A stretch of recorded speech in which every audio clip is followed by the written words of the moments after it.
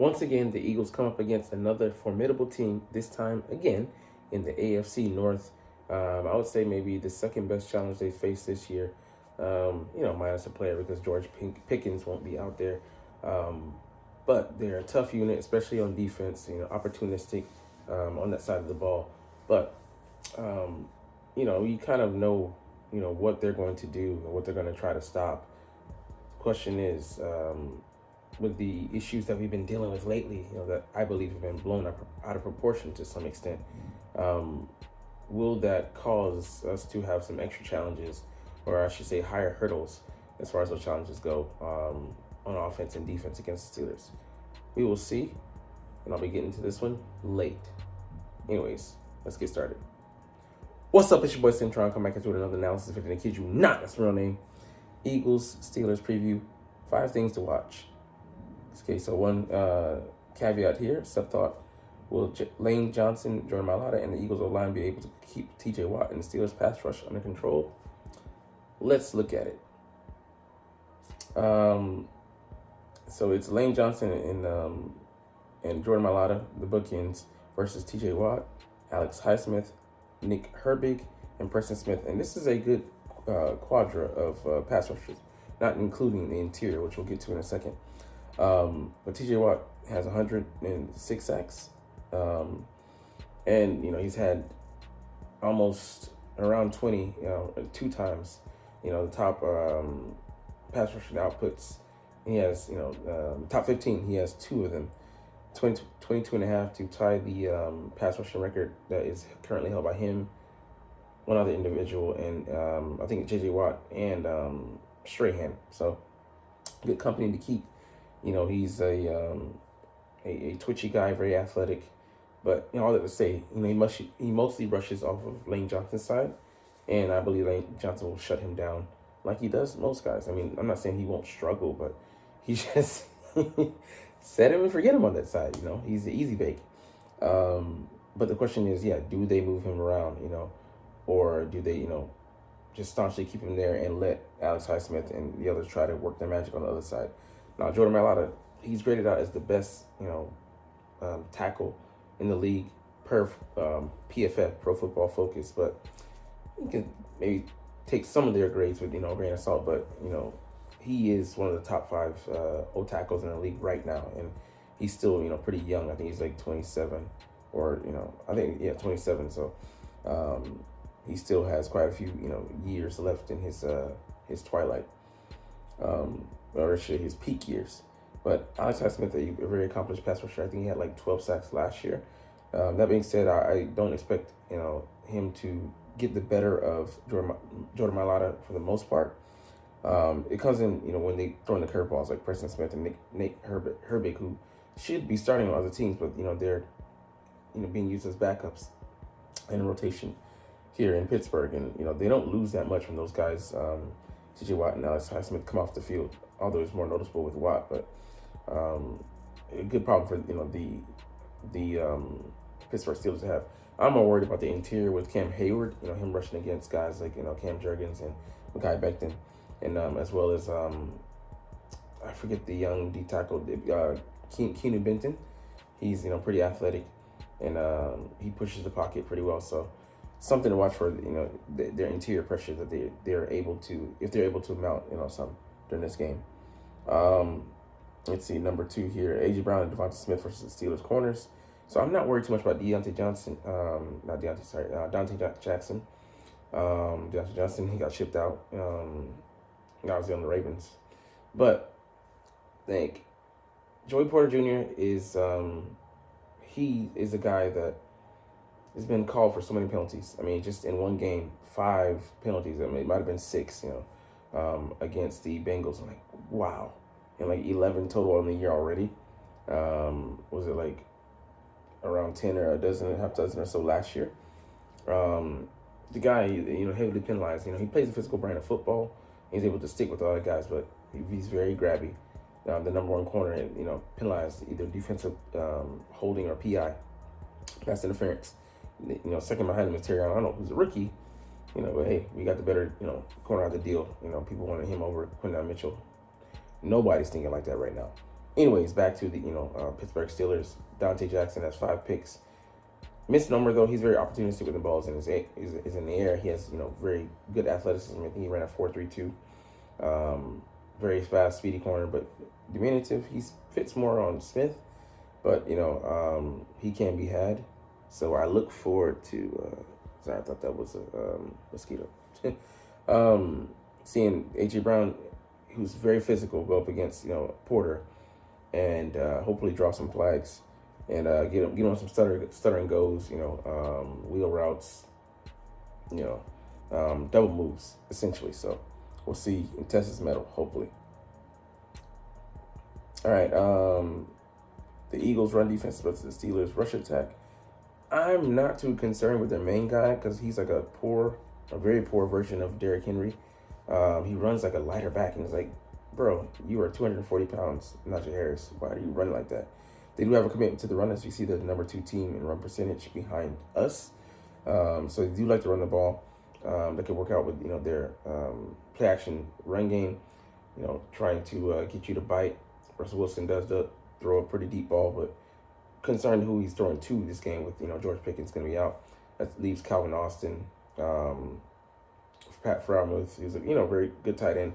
Some of their explosive plays come from, but more so the screen game. When they throw to the running backs, Warren, the backup, is who I'm concerned about when he's in the game. Very speedy guy.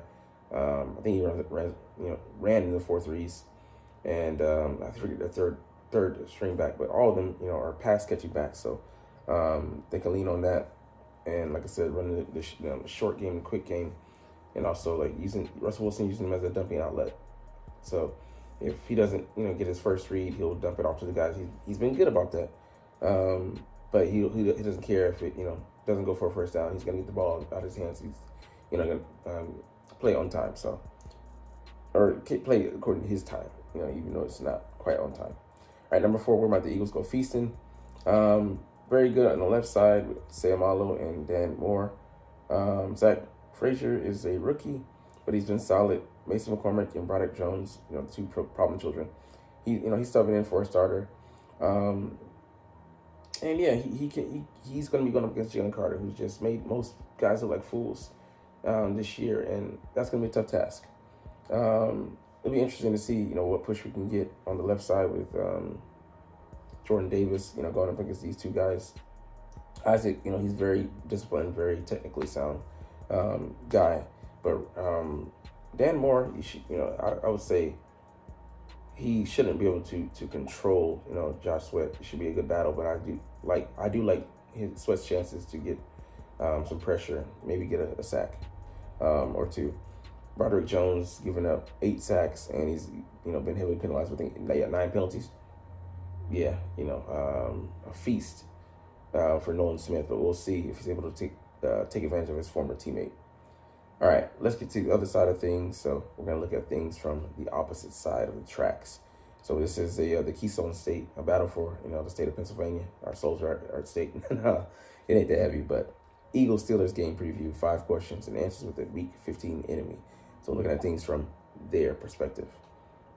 All right, so number 1, the Steelers could be without George Pickens. They will be. How big of a loss is that, and what's the plan to operate without him? So, I mean, it's pretty much been a huge chunk of their offense. I think it's been like 30% of the yardage, and as far as I think Russell Wilson's production goes to him. So I expected them to struggle with even with him on defense. I'm going up against our defense without him. Like I said, they have guys like Calvin Austin. He's fast. Jefferson, who's not ball control, possession receiver at this point. Cordero Peterson, who's athletic but doesn't really help play a position. He's more of a slash, so not a lot going there. Look for them to use a short game. I think in ball control, so they're gonna try to keep the ball out of our hands and keep Jalen Hurts and Co. on the sidelines. Is what I believe they'll aim for, and try and hide behind that defense. All right, number 2, Russell Wilson has rebounded after some struggles in Denver. Why he's been able to have success, and what's the confidence level in him right now? So I think they got better on the offensive line. At least the left side has been, and they've allowed him to play out of structure a little bit more. So he does well when he's able to have that freedom to do so.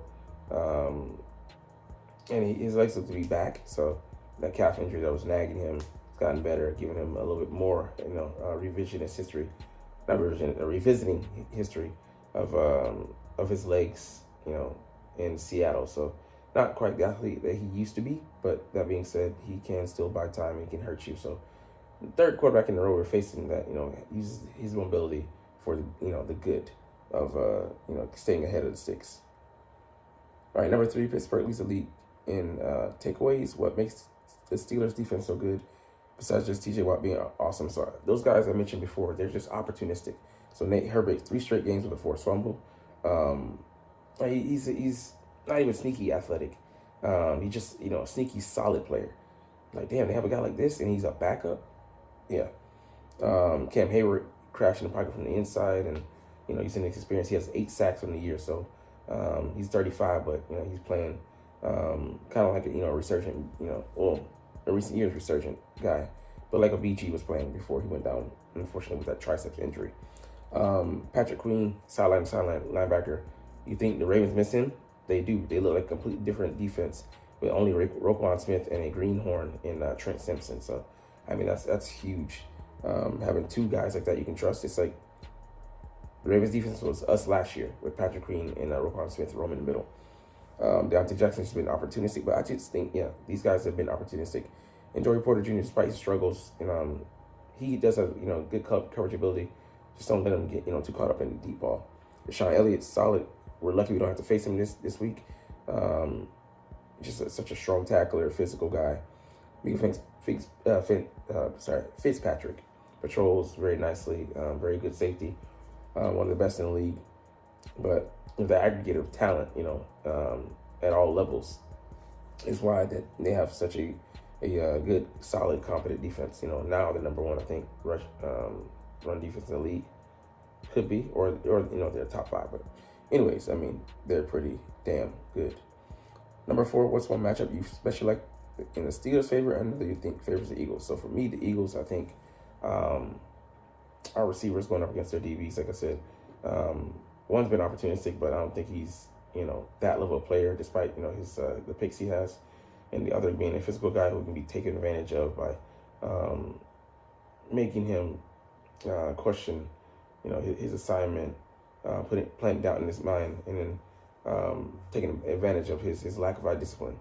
I get caught looking in the backfield, and all of a sudden he's getting grabby while the receiver runs past him. So I think we have the better receivers versus their DBs, especially with Deshaun Elliott out. And for the Steelers, I think, damn it, I was gonna go with their line, but I would say they're not as problematic. Like as a unit, they might be able to to give our guys a good matchup, because in the middle, their defense, they're not middle of their O-line, a center, and then that left side is solid. So if they're able to buy time for Russell Wilson, get the ball out of their hands quickly, they might have a chance to mount a game plan that is successful against us. But we shall see how it goes. Anyways, I think they don't cover the spread, but it still won't be like a beatdown. I think it'll be a 7-point victory for the Eagles, but we shall see. Anyways, we'll get up out of here on that note. But hey, you're not even watching though, but it's all good because I love making these videos and I love talking about the freaking stinking Philadelphia Eagles. So sorry that came out so nasty. Kind of this fart just wafted in the air. But you won't mention that because you're not even watching, but it's all good. Like I said, because we're officially gonna chunk the deuces. But as always, it's fly, Eagles, fly, and let's motherfucking go. Like, comment, share, and subscribe Thanks for watching.